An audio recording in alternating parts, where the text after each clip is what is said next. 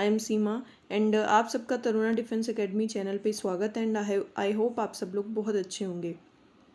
And आज जो है मैं टेक्निकल का पेपर लेके आई हूँ। बच्चों की बहुत दिन से डिमांड थी कि मैम आप टेक्निकल का पेपर करवाइए, टेक्निकल का पेपर करवाइए। तो आप ज़्यादा से ज़्यादा स्टूडेंट जुड़िए, अपनी कॉपी पेन लेके बैठ जाइए, अपने आप को रैंकिंग दीजिए कि आप कहाँ स्टैंड करते हैं। ठीक है, अभी बिना टाइम वेस्ट किए हुए जो है आज हम हमारा पेपर स्टार्ट करते हैं। देखो हमारा फर्स्ट क्वेश्चन है गौतम बुद्धा ने अपना पहला धर्मोपदेश निम्न में से कहाँ पे दिया था? कहाँ पे दिया था? सी, सारनाथ में दिया था।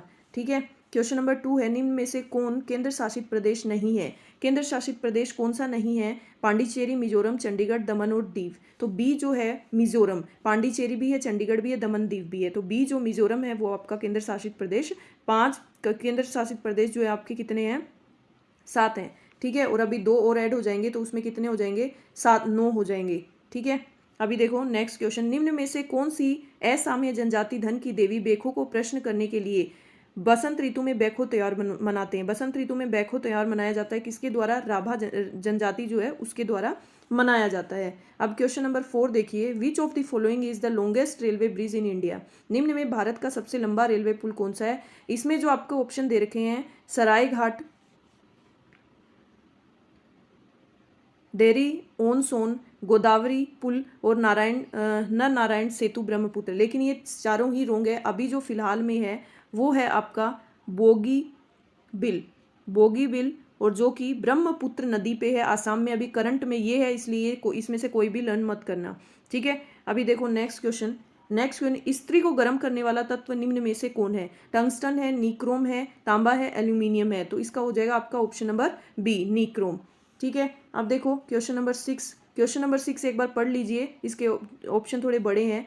गाड़ियों में अतिरिक्त पीली प्रकाश की आवश्यकता क्यों पड़ती है? बताइए। पीली प्रकाश सामने से आने वाले व्यक्तियों की आंखों पर चमकदार प्रभाव नहीं डालता है, पीली लाइट कम बिजली खपत करती है, या पीली लाइट में कोहरे में घुसने की क्षमता होती है और सड़कों पर रात को बेहतर रोशनी देती है। तो इसका आंसर हो जाएगा आपका ऑप्शन नंबर सी, कि जो पीली लाइट जो है उसमें कोहरे में घुसने की क्षमता होती है, सड़कों पर रात को बेहतर रोशनी देती है। अब आपका क्वेश्चन नंबर जो है कौन सा हो जाएगा? क्वेश्चन नंबर 7 करेंगे हम। भारतीय राष्ट्रीय कांग्रेस की स्थापना कब हुई और इसके पहले अध्यक्ष कौन थे? तो भारतीय राष्ट्रीय कांग्रेस की जो स्थापना है वो 1885 में हुई थी और इसके जो पहले अध्यक्ष हैं वो आपके व्योमेश चंद्र बनर्जी बने थे। ठीक है, अब देखो क्वेश्चन नंबर 8, देखो महान उपन्यासकार नोबेल पुरस्कार विजेता मुंशी प्रेमचंद का असली नाम क्या था? बताइए। महान उपन्यासकार नोबेल पुरस्कार विजेता मुंशी प्रेमचंद का असली नाम क्या था? उनका असली नाम था धनपत राय। क्या था उनका असली नाम? धनपत राय, ऑप्शन नंबर डी। ठीक है, अब देखो आपका क्वेश्चन नंबर 9, भारत में निम्न में से किस देशांतर के बीच स्थित है? भारत किस देशांतर के बीच स्थित है? 68.68 डिग्री 7 पूर्वी देशांतर टू 97 डिग्री 25 ईस्वी देशांतर। इसका मतलब ई का मतलब क्या है? पूर्वी देशांतर। ठीक है, इसका हो जाएगा आपका ऑप्शन नंबर ए। अब देखो क्वेश्चन नंबर 10, निम्न में से कौन सी पर्वत श्रृंखला नर्मदा और ताप्ती नदी के बीच स्थित है? बताइए कौन सी पर्वत श्रृंखला है नर्मदा और ताप्ती नदी के बीच? तो ऑप्शन नंबर सी, सतपुड़ा। ठीक है, अब देखो मैथ्स के क्वेश्चन, ये देखो एक बार मैं पढ़ लेती हूँ इंग्लिश में फिर हिंदी में। A sum of 20,000 is to be divided between two brothers aged 15 years and 13 years so that at the age of 18 they get equal amount while the compound rate of interest is 5% per annum. What is the amount received by younger brother? ये क्या बोल रहा है कि 20,000 रुपए को दो भाइयों में डिवाइड किया है। क्या किया है? 20,000 रुपए को देखो दो भाइयों में डिवाइड किया है। एक बार इसको हम ऐसे कर देते हैं, 20,000 रुपए को दो भाइयों में बांटा है जिनकी आयु क्या है? 13 वर्ष और 15 वर्ष है। यदि 5% चक्रवृद्धि ब्याज दर से 18 साल की आयु में दोनों भाइयों को समान राशि दी जाती है, तो आपको पूछा है कि छोटे वाले को कितनी मिलेगी। तो एक बार ये यहाँ पे थोड़ा सा स्पेस कम होने की वजह से मैंने वो किया है इसको, तो इसको थोड़ा सा मैं शॉर्ट और कर लेती हूँ ताकि आपको अच्छे से समझ में आ जाए। देखो अब देखो 20,000 रुपए की राशि, तो आप 20,000 रुपए की राशि, तो यहाँ पे आप वाई छोटा वाला जो है उसको एक्स मानो, छोटे वाले ने एक्स राशि मिली, तो आपको बड़े वाले को जो एल्डर ब्रदर है बड़े वाले को कितनी राशि मिलेगी? 20,000 रुपए दिए ना दोनों को 20,000 डिवाइड किया है, तो 20,000 माइनस एक्स। ठीक है, अब देखो अब आप क्या करोगे, देखो बड़े वाले का क्या है, बड़े वाले का 20,000 माइनस एक्स, 20,000 माइनस एक्स। अब इसको ब्याज कितना मिलेगा, अब ब्याज देखो, अब 20,000 वाले को 20,000 माइनस एक्स, इसको ब्याज कितना मिलेगा, ब्याज कितनी साल का मिलेगा बड़े वाले को, 15, 16, 17, 18, 3 साल का मिलेगा। और चक्रवृद्धि ब्याज है तो 1 + 5/100, 1 + 5/100, क्योंकि चक्रवृद्धि ब्याज का क्या लगता है, 1 + rate/100, और ऊपर पावर आ जाती है। कितनी साल लेगा वो ब्याज, 3 साल। अब देखो छोटा वाला जो है वो कितनी राशि लेगा, एक्स राशि। अब उसको कितने पे वापस जो है वो ब्याज मिलेगा, तो एक्स कितना ब्याज मिलेगा उसको, एक्स छोटे वाले को कितना ब्याज मिलेगा, x इंटू 1 + 5, 1 + 5, ये मैं ऊपर लिख रही हूँ, ये यहाँ पे इरेज कर देते हैं एक बार, थोड़ा सा इसको थोड़ा और छोटा लिखना पड़ेगा। मैं इस क्वेश्चन को थोड़ा सा और स्मॉल कर रही हूँ, ठीक है। आपको समझ में आ गया ना ये क्वेश्चन?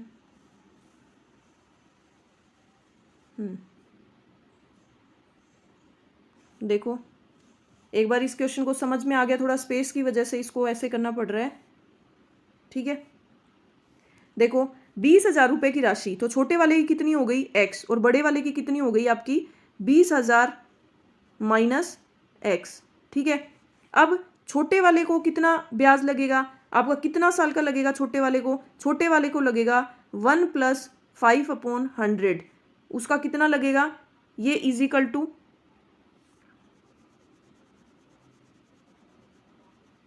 ये देखो उसको कितना लगेगा, 13, 14, 15, 16, 17, 18, 5 साल का। और बड़े वाले को कितना लगेगा, बड़े वाले को लगेगा आपका 20,000 माइनस एक्स, कितना लगेगा उसको, 1 + 5/100, उसको कितने साल का लगेगा, 3 साल का। अब देखो x इंटू, इसको सोल्व करोगे आप तो इसका एलसीएम लोगे तो 100 एकम 100, और ये इसमें 5 हो जाएगा, तो ये कितना आ जाएगा आपका 105/100, कितना 5, और ये आ जाएगा आपका 20,000 माइनस एक्स, ये कितना आ जाएगा, ये भी आपका 105/100, ठीक है। अब देखो ये 3 है और ये 5 है, इस 3 से इस 5 को काट दो, कितना बच गया, यहाँ पे 2 बच गया ना, तो 2 बच गया, और फिर यहाँ पे काट लो आप 105 को और 100 को, जितना हो सके छोटा करो, तो ये आपका 21 और ये आपका 20, 5 के पाड़े से, तो 21 की जब आप स्क्वायर करोगे तो क्या आ जाएगी आपकी 441, और ये 400, ठीक है। और ये यहाँ पे कितना आ जाएगा, 20,000 माइनस एक्स, कितना 20,000 माइनस एक्स, ठीक है। अब इस 400 को यहाँ से मल्टीप्लाई करोगे तो ये कितना आ जाएगा आपका 441x, ठीक है, इजिकल टू, इसको आप करोगे 4 दूनी 8, ये कितना आ जाएगा 1 2 3 4 5, 8 लाख माइनस 400x, ठीक है। अब इस 400x को इधर लेके जाओगे, ये माइनस का है ये प्लस का, तो ये आपका कितना आ जाएगा, ये आपका आ जाएगा 841x, और ये आपका आ जाएगा 8 लाख, 3 4 5। अब आप क्या करोगे, अब आप इस 8 लाख में 841 का डिवाइड करोगे, तो 8 लाख में 841 का डिवाइड करो तो कितनी बार जाएगा, देखो 8,000 में जाएगा ना 841 का, तो लगभग 8,410 होता है दाएं, तो मतलब 9 बार जाएगा, तो कितनी बार जाएगा ये, 9 बार। स्टार्टिंग 9 से होगी, तो अब देखो आपका आंसर कहाँ पे है, आंसर आपका 9 से 1 ही है, इसलिए आपका आंसर सी जो है इसका आंसर हो जाएगा। अगर आपका 9 और कोई होता तो हम आगे निकालते, लेकिन अगर आपका ऑप्शन में आंसर एक ही दे रखा है तो आप यही टिक करोगे, ठीक है, यही इसका आंसर होगा। तो छोटे वाले को कितनी राशि मिलेगी, 95 12.5, ठीक है, छोटे वाले को ये राशि मिल जाएगी। अब देखो नेक्स्ट क्वेश्चन, देखो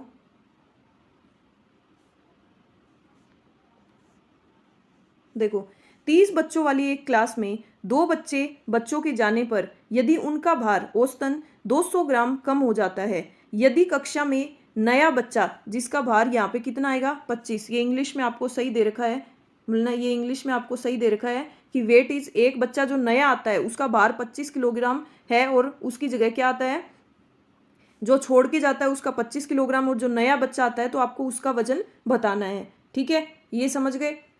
तो अब देखो उसका वजन बताएंगे हम। तो देखो ये सीधा है। आप देखो कितने बच्चे हैं, 30 बच्चे हैं। कितने बच्चे हैं, 30 बच्चे हैं। उनका कितना बार कम हो रहा है एवरेज, आपको कुछ नहीं करना। ये कितना हो गया, 3 दूनी 6, जितना शॉर्टकट हो सके। अब 6000 में आप किसका भाग दे दो, 1000 का, क्योंकि ये क्या आपका ग्राम है, और ग्राम को आप किलोग्राम में चेंज करोगे तो 1000 में डिवाइड कर दो। तो ये आपका कितना आ गया, 6 किलोग्राम। ठीक है, 6 किलोग्राम। तो आपका जो पुराना बच्चा गया है, छोड़ के गया है, वो कितने का था, 25 किलोग्राम का। तो आपके भार में कमी आई है ना, कमी आई है मतलब कितने की कमी आई है, 6 की। तो नया बच्चा जो आया है वो कितने का आया है, 17 किलोग्राम का। तो सॉरी 25 में से 6 गए, 19 किलोग्राम का। तो आपका ऑप्शन नंबर डी जो है वो इसका आंसर हो जाएगा। ठीक है, समझ में आया। अब देखो नेक्स्ट क्वेश्चन।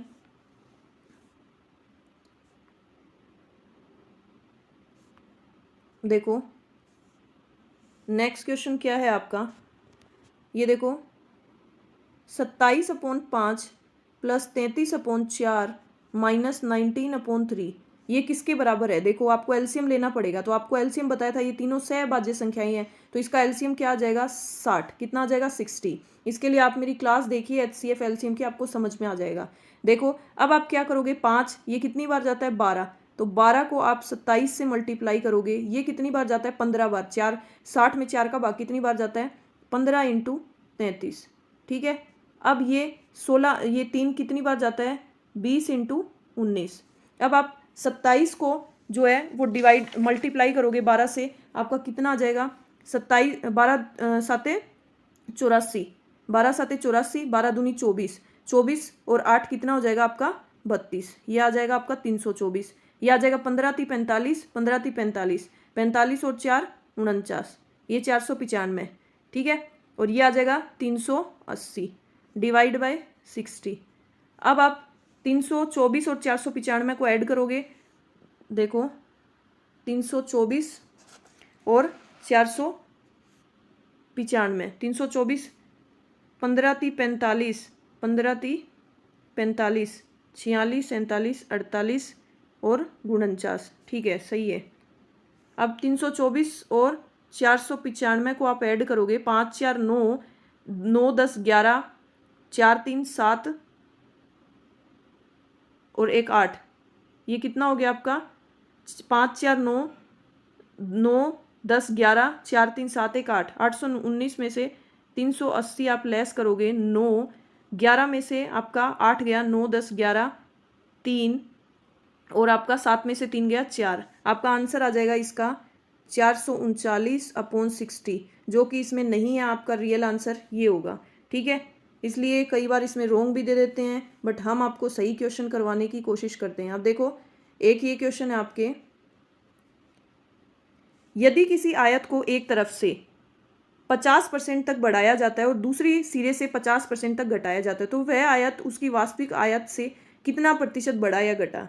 यदि किसी आयत की एक तरफ से 50% बढ़ाया जाता है और दूसरी तरफ से 50% घटाया जाता है, तो देखिए एक तरफ से 50% बढ़ाया जाता है, मतलब आप मान लो कि आपका जो एरिया है वो 100 है हमेशा, और आपने मान लिया कि आपकी लंबाई जो है वो 10 आपने मान ली। तो आपका एरिया जो कितना बढ़ाया, 50% बढ़ाया लंबाई, एक साइड 50% बढ़ाई, तो 10 में आप 50% ऐड करोगे, कितना हो जाएगा आपका 10 का 50% 5, तो कितना हो जाएगा 15। और उसने बोला आपका जो रेक्टेंगल है उसका आपका एरिया का फॉर्मूला क्या होता है, एरिया का लंबाई इंटू चौड़ाई। तो दूसरे सिरे से उसने 50% घटाया, 50% घटाया मतलब 10 का आपका 50% कितना हो जाएगा 5, तो ये आ जाएगा 5। तो 15 × 5 75। अब 75 100 में से आप 75 घटाओगे, कितना आएगा 25, और 25 100 का कितना परसेंट होता है 25, मतलब इसमें क्या आई है, कमी आई है। तो क्या आ जाएगा 25% इसमें ये डिक्रीज हुआ है। क्या हुआ है, 25% डिक्रीज हुआ है। तो इसका आंसर क्या हो जाएगा, क्षेत्रफल में कोई परिवर्तन नहीं दे, इसका आंसर हो जाएगा आपका ऑप्शन नंबर डी। क्या हो जाएगा, ऑप्शन नंबर डी। ठीक है, अब देखो नेक्स्ट क्वेश्चन, क्वेश्चन नंबर 15। देखो क्वेश्चन नंबर 15 जो है इसमें आपको क्या दिया है, देखो 32.25 × 4.8 प्लस 26.14 = x - 128.64। अब देखो इस पॉइंट को हटाया, नीचे 2 जीरो लगाया, इस पॉइंट को हटाया, नीचे 1 जीरो लगाया। अब आप काट दो 25 से, 25 चौके 100, 25 एकम 25, यहाँ पे 7 बचा 72, 25 दूनी 50, 50 60 70 22 बचा, 25 निमे 225। अब देखो 4 ये कट जाएगा आपका 12 बार। अब देखो 12 निमे 108, इसको कर लो 12 निमे 108, 112 निमे 108 और 10 बच गया, 12 दूनी 24, 24 और 10 34, 12 एकम 12, 13 14 15, कितना आ जाएगा ये आपका 15, कितना आ जाएगा 15 और ये आप 10 का जब इसमें भाग दोगे तो ये कितना आ जाएगा पॉइंट। अब देखो इसको आप ऐड कर लो, ये इसका ऐड है ना, तो 26.14 और ये देखो ये इधर आके ये भी इसमें ऐड हो जाएगा, तो इसको भी आप ऐड कर लो 0.64। अब देखो इनको ऐड करोगे 4 और 4 आपका 8, 4 और 4 8, 8 से 14 1 15। अब आप आंसर से ये तो अनुमान लगा सकते हो 58 एक में ही है, तो आपका यही आंसर होगा। लेकिन अगर आपको करके देखना हो तो करके देख लो। 6 4 10, 10 8 18, 18 और 1 हासिल यहाँ से 19, 5 4 9 और 1 10, 1 2 3, तो आपका ऑप्शन नंबर बी जो है इसका आंसर हो जाएगा। ठीक है, अब देखो नेक्स्ट क्वेश्चन।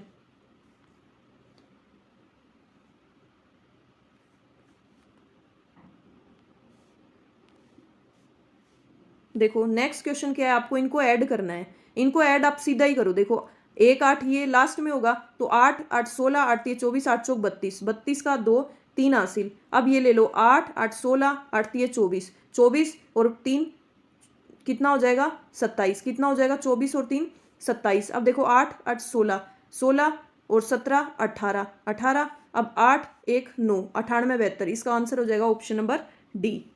ठीक है, अब देखो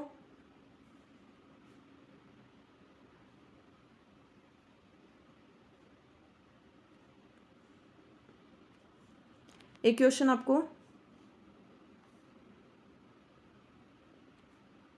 ये दिया है। ठीक है, अब इसमें आपको क्या करना है,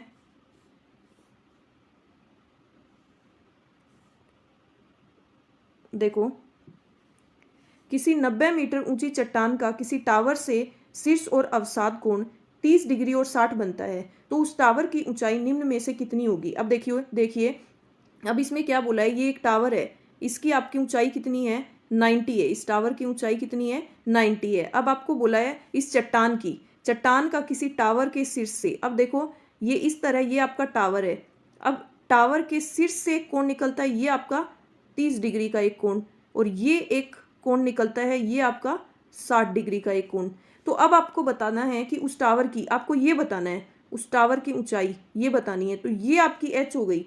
ठीक है, ये आप एच मान लो, ये 90, ठीक है, ये पूरी 90 है, ठीक है, पूरी 90 है। तो अब आप कैसे सोल्व करोगे इसको, देखो tan 60, अब tan 60 आपका क्या हो गया यहाँ से लेकर यहाँ तक tan 60, तो tan 60 आप क्या हो गया लंब अपॉन आधार, तो लंब आपका कितना हो गया 90, लंब कितना हो गया 90, और ये आप x मान लो, और आधार आपका कितना हो गया x। तो tan 60 की वैल्यू जो है वो क्या होती है आपकी √3, तो ये क्या हो जाएगी आपकी 90 अपॉन x, और x की वैल्यू आप क्या लिख सकते हो 90 अपॉन √3। ठीक है, ये लिख सकते हो। अब देखो यहाँ पे आप ले लो, देखो अब ले लो tan 30, क्या ले लिया tan 30, tan 30, अब tan 30 आप लंब अपॉन आधार करोगे, तो लंब आपका क्या हो जाएगा, इस पूरे 90 में से आप h घटाओगे, तो आपकी ये वाली ऊंचाई नहीं आ जाएगी, लंब नहीं आ जाएगा, तो 90 माइनस h अपॉन ये तो आपका x है ही, नीचे वाला है। अब tan 30 की वैल्यू आपकी क्या होती है, ये आपकी एक इक्वेशन हो गई। tan 30 की वैल्यू क्या होती है आपकी, tan 30 की वैल्यू होती है √3।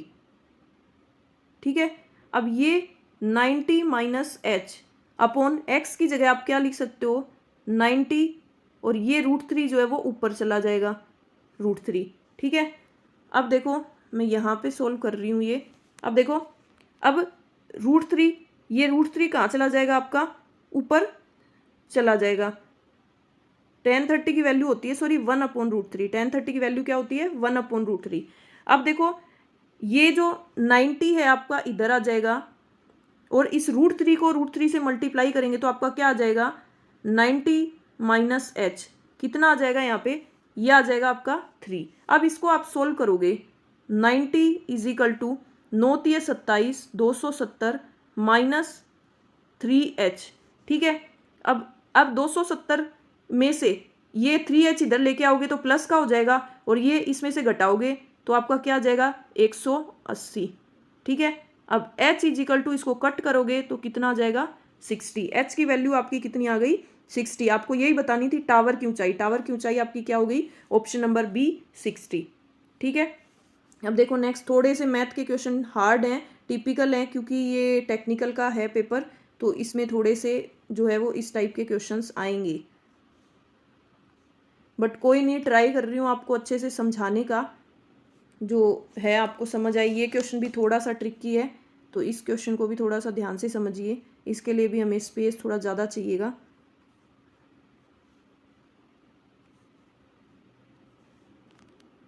देखो, यदि ए और बी एक साथ किसी बैंक में 5% की दर से 2,000 रुपये जमा कराते हैं, 3 और 4 साल के बाद ए और बी को बराबर रुपए मिलते हैं, तो ए का हिस्सा बताइए। अब ये बोल रहा है कि ए और बी जो है वो किसी बैंक में 5% की दर से 2,000 रुपये जमा कराते हैं, 3 और 4 साल बाद ए और बी को बराबर रुपए मिलते हैं, तो ए का हिस्सा बताइए। तो इसमें देखो ए का हिस्सा क्या हो गया, ए का हिस्सा आपने एक्स मान लिया और बी का हिस्सा आपका 2,000 माइनस एक्स हो गया। ठीक है, ए का हिस्सा ये और बी का हिस्सा ये। तो अब आप स्टार्ट करते हो, देखो अब इसको कितना मिलेगा रुपए, आपको टोटल अमाउंट बतानी है, आपको खाली इंटरेस्ट नहीं बताना या आपको एक्स नहीं बताना, आपको टोटल अमाउंट बतानी है। तो देखो इसको कितना मिलेगा, ए को जो है वो एक्स तो मिलेगा। ठीक है, ये तो इसकी प्रिंसिपल अमाउंट हो गई। अब इसका देखो ब्याज, तो एक्स इंटू ब्याज कितना मिलेगा, इसको ब्याज मिलेगा 5% और कितनी साल का 3 साल का, तो कितना मिलेगा 15/100। इसको कितना मिलेगा, इसको मिलेगा 2000 माइनस एक्स, ये तो प्रिंसिपल अमाउंट हो गई, और ये आपको इसको मिलेगा 2000 minus X is equal to 5 चौके 20। इसका ब्याज कितना है 4 साल का 20। ठीक है,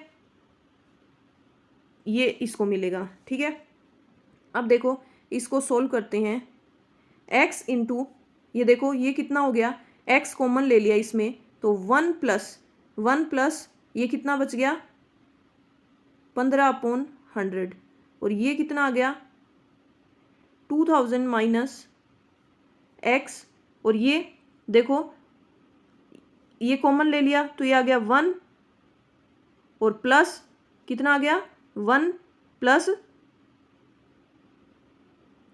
20/100। ठीक है, अब इसको आप सोल्व कर लो।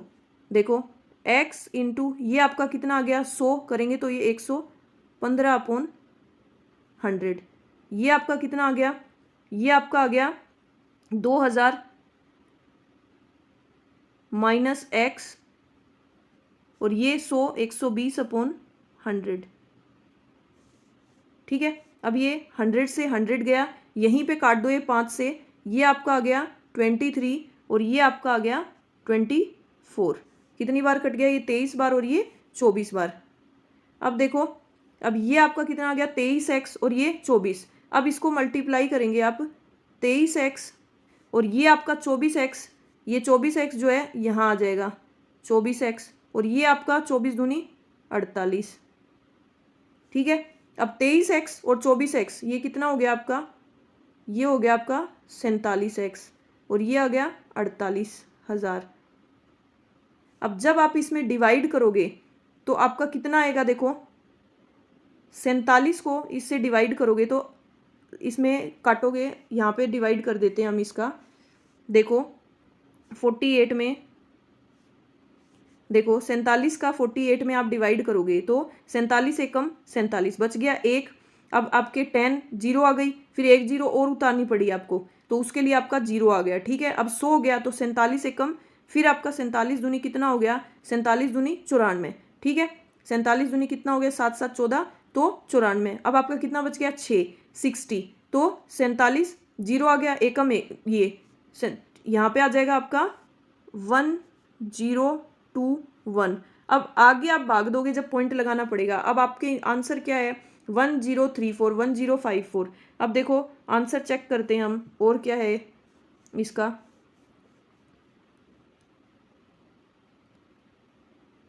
देखो इसका आंसर और क्या है, 1084 1024।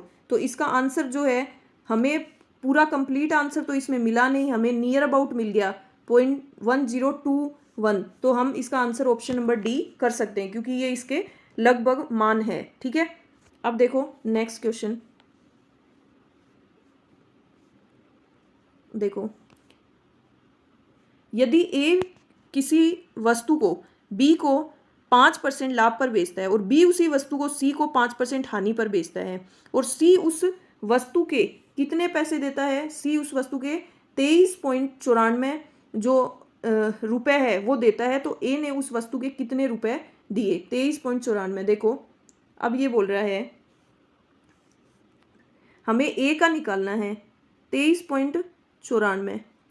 अब देखो बी ने सी को क्या दिया, 5% हानि पे दी, तो बी के लिए ये क्या वैल्यू है, 95 ना, लेकिन हमें बनानी किस पे है, 100 पे है। अब देखो ए किसी वस्तु को बी को 5% लाभ पर बेचता है, अब बी ने इसको कितने पे बेची थी, बी के लिए क्या वैल्यू है, प्रॉफिट 105, लेकिन हमें ए ने इसको कितने में खरीदी थी, हमें कॉस्ट प्राइस निकालनी है, इसलिए हम 100 लिखेंगे। अब इस पॉइंट को हटा लो आप और क्या लगा लो, 100 लगा लो। अब ये 100 से 100 गया, अब काट लो आप कितने से, 5 से काट लो, तो ये 5 का 20 बार कट जाएगा और ये 21 बार। अब 21 को इससे काट लो, 21 से कम 21, 2 बच गया 29, 21 से कम 21, 8 बच गया 84, 21 चौके 84। अब देखो 19 5 95 और 19 7 19 6 114। अब देखो 5 चौके 20, 6 चौके 24, तो ए के लिए इसकी कॉस्ट प्राइस क्या हो जाएगी, ऑप्शन नंबर डी 24। ठीक है, अब देखो मैं ट्राई कर रही हूँ जितने से ज़्यादा क्वेश्चन आपको शॉर्ट में करवाऊँ। ठीक है, अब देखो यदि पानी से भरा एक पतीले का वजन 16.5 किलो है, तब पतीला 1/4 भाग हो तो उसका भार 5.25 किलो है, तो खाली पतीले का भार, आपको खाली पतीले का बताना है। तो देखो यदि पानी से भरा एक पतीले का वजन, पानी से भरा उसका कितना आपका 16.5, जब पतीला 1/4 भाग है उसका, तो कितना है 1/4, जब उसका भरा है तो उसका भार इतना है, तो टोटल भरा हुआ होगा वो, तो कितना होगा जब 4 भाग, तो 5.25 को जब हम 4 से भाग करेंगे तो कितना हो जाएगा, 5 चौके 20 और 25 चौके 100, तो ये हो जाएगा 21। ये 21 किलो भरा है। अब देखो 21 में से ये इतना पानी का भरा है और इतना खाली है, देखो कितना है, तो ये जो है पानी का एक पतीले का वजन है ये, ठीक है, पानी से भरा उसका वजन है, तो हम इस वजन को लेस करेंगे, तो 21 में से इसको लेस किया तो कितना आया हमारा 4.5। ठीक है, अब देखो इसका ये वजन कितना है, टोटल 4 का वजन था ये। ठीक है, 4 का वजन था ना ये, लेकिन हमें इसमें क्या करना है, एक का सिर्फ पतीले का वजन करना है, तो ये हमारा 3 का आ गया, तो 3 इसमें डिवाइड करेंगे तो कितना हो जाएगा, 3 एकम 3 और ये 15, 3 पंजे 15, तो ये कितना आ जाएगा 1.5 किलो, कितना 1.5 किलो। ठीक है, पतीले का वजन कितना आ जाएगा, खाली पतीले का 1.5 किलोग्राम। अब देखो नेक्स्ट क्वेश्चन।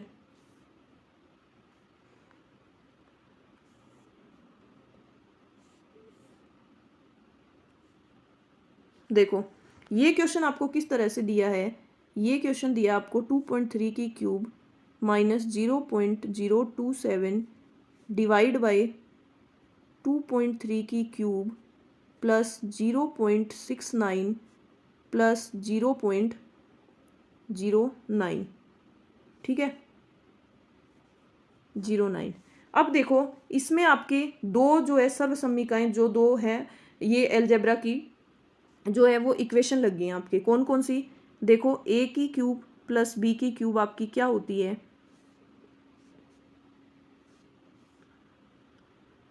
ए की क्यूब प्लस बी की क्यूब क्या होती है आपकी, ए प्लस बी, ये ऊपर लिख रही हूँ ए प्लस बी, ए की स्क्वायर, यहाँ पे ये है ना क्यूब दे रखा है, इसकी जगह स्क्वायर होगी, इनमें क्वेश्चंस में आंसर्स में बहुत गलतियाँ दे रखी है, ए की स्क्वायर। ठीक है, अब यहाँ पे क्या आ जाएगा, माइनस प्लस है तो माइनस ए बी और प्लस बी की स्क्वायर।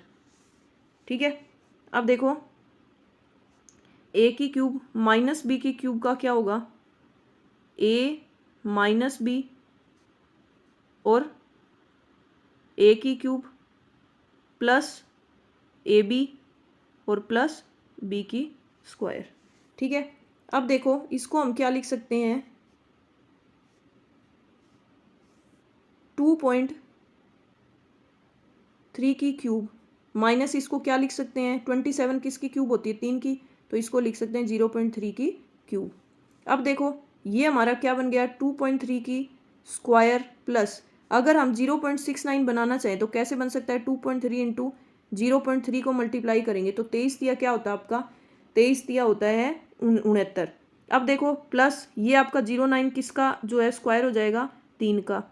अब देखो ऊपर वाले में आपके क्या लग रहा है, ऊपर वाले में आपके ए की क्यूब माइनस बी की क्यूब हो गई, तो आप इसको क्या लिख सकते हो, 2.3 माइनस 0.3, और इसको क्या लिख सकते हो आप, 2.3 की स्क्वायर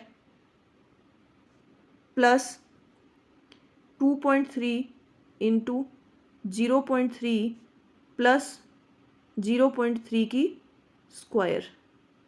ठीक है, और नीचे वाला आपका क्या है, 2.3 की स्क्वायर प्लस 2.3 इंटू 0.3 प्लस 0.3 की स्क्वायर। ये क्या है आपका, ये ऊपर वाला और नीचे वाला ये सेम है, ये कट जाएगा, तो 2.3 में से जब आप 0.3 घटाओगे तो आपका क्या आ जाएगा आंसर, 2.3 में से 0.3 घटाओगे तो आपका आ जाएगा, आप आंसर आ जाएगा ऑप्शन नंबर D2। क्या आंसर आ जाएगा इसका, ऑप्शन नंबर D2। ठीक है, अब देखो नेक्स्ट क्वेश्चन, देखो 800 और 1100, ये 800 है और ये 1100 है, 1100 से विभाजित होने वाली सभी संख्याओं का योग क्या होगा, 800 और 1100 से विभाजित होने वाली सभी संख्याओं का योग क्या होगा बताइए। तो देखो 800 हमें इसमें कम ही संख्या इसलिए हम ऐड करके ही देख लेंगे, तो देखो ये रोंग दे रखा है हिंदी में, the sum of all number between 800 and 1100 which are divisible by 79, जो कि 79 से भाग जाएगा, 800 और 1100 के बीच में वो संख्याएं जो है वो डिविजिबल होंगी 79 से, उसका टोटल बताओ। तो आपकी लास्ट क्या होगी, 790, 790 भाग जाएगा ना, तो 790 में जब आप 79 जोड़ोगे तो कितना आ जाएगा 9, ये आपका आ जाएगा 869, पहली संख्या आ गई आपकी 869, दूसरी फिर इसमें 79 ऐड कर दो तो 9 9 18 और 6 6 12 13 1 14, ये आ जाएगी 948, फिर तीसरी आप 948 में आप आपका 79 ऐड करोगे तो 8 8 16 1 17, 7 4 11 1 12 और 10 9 और 1 10, इसमें आप ऐड कर दोगे 1027। अब देखो इसका 8 8 16 8 3 24, 24 का 4 2 हासिल, 6 4 10 10 और 2 12 13 14, ठीक है 1 8 8 16 17 1 18, ये आ जाएगा आपका 2, तो आपका ऑप्शन नंबर बी जो है वो इसका आंसर राइट हो जाएगा। ठीक है, अब देखो नेक्स्ट क्वेश्चन, समझ में आ रहे हैं, आंसर करो, बहुत मेहनत कर रही हूँ मैं आपके पीछे, सो प्लीज़ आप वैसा रिस्पॉन्स भी करो। देखो अब नेक्स्ट क्वेश्चन, ये 46 की जगह 47 है, देखो 47 6.5, ये अपोन में है 47 1.5 इंटू 47 की पावर 2 इज इक्वल टू, इसको लिख सकते हैं ना 47 की पावर 1/2 इंटू एक्स। अब आप 47 को भूल जाओ, सीधा लिख लो, हमें पता है 6.5 माइनस ये कितना हो जाएगा 15 प्लस 2 कितना करोगे 2 और प्लस 1.5, तो ये कितना हो जाएगा 3.5 इज इक्वल टू 1/2 एक्स। तो 6.5 में 3.5 घटाओगे तो आपके क्या बचेगा 3, और ये आ जाएगा 1/2 एक्स। तो x की वैल्यू आपकी क्या आ जाएगी, इसको क्रॉस मल्टीप्लिकेशन करोगे 6, आपकी पावर कितनी आ जाएगी 6। ठीक है, अब देखो नेक्स्ट क्वेश्चन, देखो 106 तो आप इसको क्या लिख सकते हो, 106 की स्क्वायर माइनस 94 की स्क्वायर, तो ये आपकी कौन सी सर्वसम्मिका लग गई, a की स्क्वायर माइनस b की square is equal to a plus B और a माइनस बी, ये लग गई ना। तो 106 एक बार इसको ऐड कर दो और एक बार इसको माइनस कर दो, माइनस 94, तो ये कितना हो जाएगा 200, और ये कितना हो जाएगा ये 100 में से आप 94 घटाओगे कितना आएगा 6, 6 और 6 12, 12 दूनी 24, आपका आंसर आ जाएगा 2400, ऑप्शन नंबर बी। ठीक है, अब देखो मैथ का लास्ट क्वेश्चन, और आई होप आपको मैथ समझ आई होगी, बहुत अच्छे से ट्राई किया है आपको समझाने की। देखो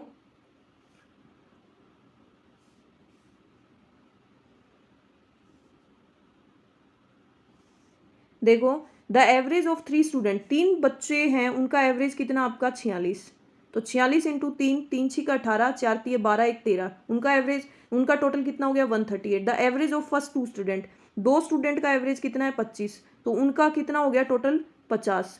तो आपको थर्ड स्टूडेंट जो है उसकी वैल्यू निकालनी है, क्या परिणाम है उसका, तो आप इसमें से लेस कर दो, 8 में से 0 गए 8, 13 में से 5 गए 8, आपका ऑप्शन नंबर सी जो है इसका आंसर हो जाएगा।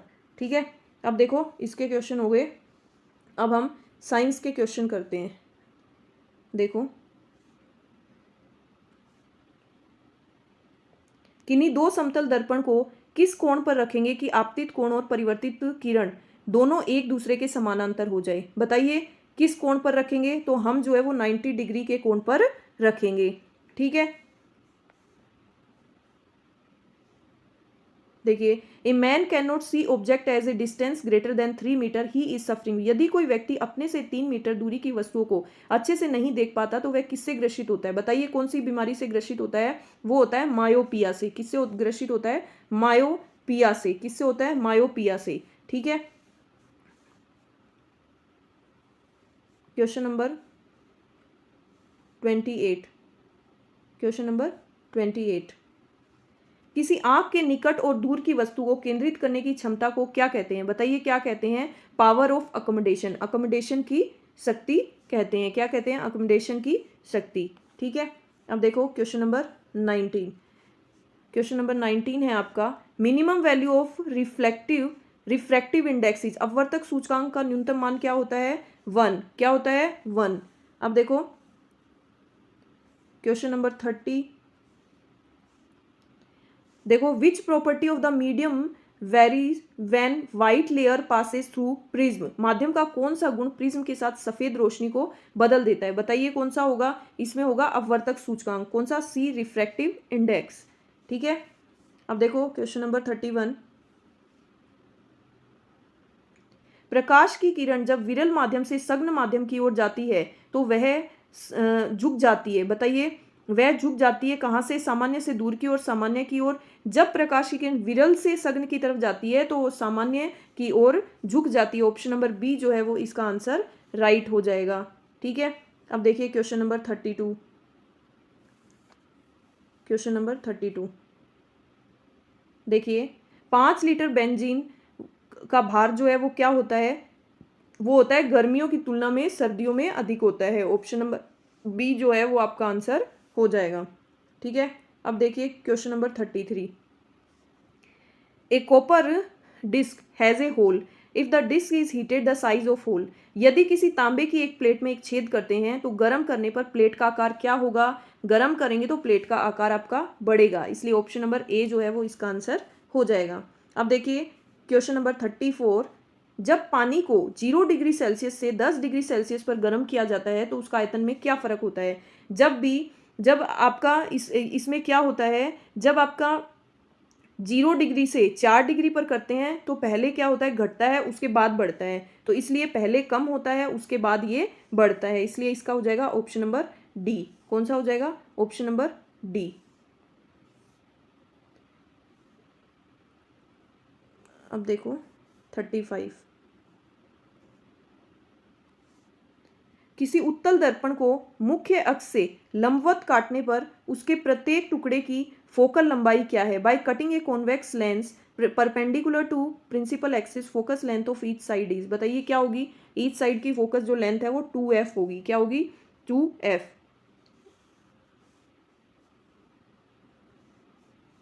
क्वेश्चन नंबर 36,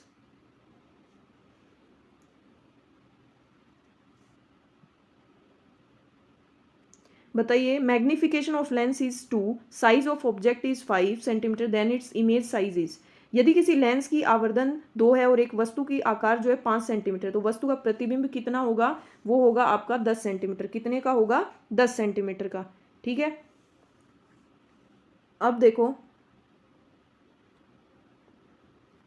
ये एक बार थोड़ा सा शॉर्ट कर रही हूँ ये वाला क्वेश्चन। एक स्थानीय चुंबक है, स्थानीय चुंबक क्या है, सभी पदार्थों को आकर्षित करता है, केवल लो पदार्थों को आकर्षित करता है, लो पदार्थों को आकर्षित और सभी अन्य पदार्थों से पीछे हटता है, कुछ पदार्थों को आकर्षित करता है और अन्य पदार्थों से पीछे, attract some substance and repel. तो एक परमानेंट मैग्नेट क्या करता है, आपका ऑप्शन नंबर डी, कुछ पदार्थ को आकर्षित करता है और अन्य पदार्थों से पीछे हटता है। अब क्वेश्चन नंबर 38, एक चुंबकीय क्षेत्र है, मैग्नेटिक फील्ड जो है वो क्या है आपकी, सदिश राशि, अदिश राशि, अदिश बी और सदिश बी, ना ही वेक्टर ना ही अदिश। तो हो जाएगा आपकी ये क्या होती है, मैग्नेटिक फील्ड एक सदिश राशि होती है। अब देखो क्वेश्चन नंबर 39, बल की चुंबकीय प्रवृत्ति, बल की जो चुंबकीय प्रवृत्ति है वो क्या करती है, बल की चुंबकीय जो है वो क्या करती है, इंटरसेक्ट एंड इन्फिनिटी, अनंत को एक दूसरे से जोड़ता है, किसी को एक दूसरे से नहीं जोड़ता, चुंबक के भीतर एक दूसरे को काटता है और तटस्थ बिंदु पर एक दूसरे को काटता है। तो इसका आंसर हो जाएगा किसी को एक दूसरे से नहीं जोड़ता है। ठीक है, अब देखो क्वेश्चन नंबर 40, जल की बूंदें गोलाकार होती है क्योंकि उसमें क्या होता है, सरफेस टेंशन होती है, पृष्ठ तनाव होता है। अब देखो क्वेश्चन नंबर 41, किसी एक मूल प्रक्रिया 2x + y z + w में आणुविकता क्या होगी, बताइए क्या होगी। तो उसमें आपकी आणुविकता होगी ऑप्शन नंबर बी 3। ठीक है, देखो नेक्स्ट, रासायनिक प्रतिक्रिया जिसमें अभिकारकों के संक्रियण के लिए उच्च ताप की आवश्यकता होती है वे कहलाते हैं, बताइए क्या कहलाते हैं, वे स्लो कहलाते हैं। ठीक है, अब देखो नेक्स्ट क्वेश्चन, देखो किसी NO2 गैस भरे बल्ब को यदि 0 डिग्री सेल्सियस वाले बर्फ भरे टब में रखा जाता है और वह कुछ समय बाद रंगीन हो जाता है, वह रंगीन गैस कहलाएगी, बताइए क्या कहलाएगी, N2O4। ऑप्शन नंबर सी जो है इसका आपका आंसर हो जाएगा। अब आपका क्वेश्चन जो है क्वेश्चन नंबर 44, क्वेश्चन नंबर 44, किसी अभिक्रिया H2G + I2G 2HIG में Kp की साम्यावस्था कैसे बदलेगी, बताइए Kp की साम्यावस्था कैसे बदलेगी। Kp की साम्यावस्था जो है वो तापमान से बदलेगी, टेम्परेचर से। ठीक है, अब देखो ये आपको दिया है, ली केटेलियर का सिद्धांत किसके लिए उपयुक्त नहीं है, बताइए कौन सी जो प्रक्रिया है उसके लिए ये सिद्धांत उपयुक्त नहीं है। तो इसका आ जाएगा ऑप्शन नंबर डी, इसके लिए नहीं है, बाकी सबके लिए है। अब देखो क्वेश्चन नंबर 46, सोडियम का लैटिन नाम क्या है, बताइए सोडियम का लैटिन नाम क्या है। सोडियम का लैटिन नाम जो है वो है नाट्रियम, क्या है, नाट्रियम। अब देखो क्वेश्चन नंबर 47, ये क्वेश्चन पहले भी आ चुका है, रिपीट हुआ है, अवर्तनांक का न्यूनतम मान क्या है। तो इसका आंसर आपका क्या हो जाएगा, 1, क्या हो जाएगा 1, ये हम पहले भी करवाए हैं अभी। इलेक्ट्रॉन है, इलेक्ट्रॉन क्या है आपका, इलेक्ट्रॉन एक बीटा कण है, एक बी रे पार्टिकल है, इसका हो जाएगा आपका ऑप्शन नंबर बी। अब देखो क्वेश्चन नंबर 49, पदार्थों के ताप में परिवर्तन निम्न में से किस कारण होता है, किस कारण होता है पदार्थों के ताप में एक भौतिक और रासायनिक परिवर्तन, किस कारण होता है, भौतिक और रासायनिक परिवर्तन। तो ऑप्शन नंबर सी जो है वो हो जाएगा। अब आज का लास्ट क्वेश्चन, और अभी आप कमेंट करके बताइए आपने कितने क्वेश्चन सही किए हैं और आप कहाँ स्टैंड कर रहे हैं। एक भूस्थिर उपग्रह के घूर्णन की अवधि क्या होती है, बताइए। इसकी अवधि जो है रियल जो है वो 23 आवर्स और 56 मिनट होती है, बट अब इसको 24 आवर्स में काउंट करते हैं, लेकिन इसकी जो रियल घूर्णन अवधि है वो यही होती है। ठीक है, आज का आपका पेपर हो गया है और अभी आप कमेंट सेक्शन में मुझे लिख के बताइएगा कि आपके कितने क्वेश्चन सही हुए, कितने गलत हुए, और कोई क्वेरी हो तो आप बता दीजिएगा। एंड आज के लिए इतना ही, थैंक यू सो मच, कल फिर मिलते हैं, बाय बाय।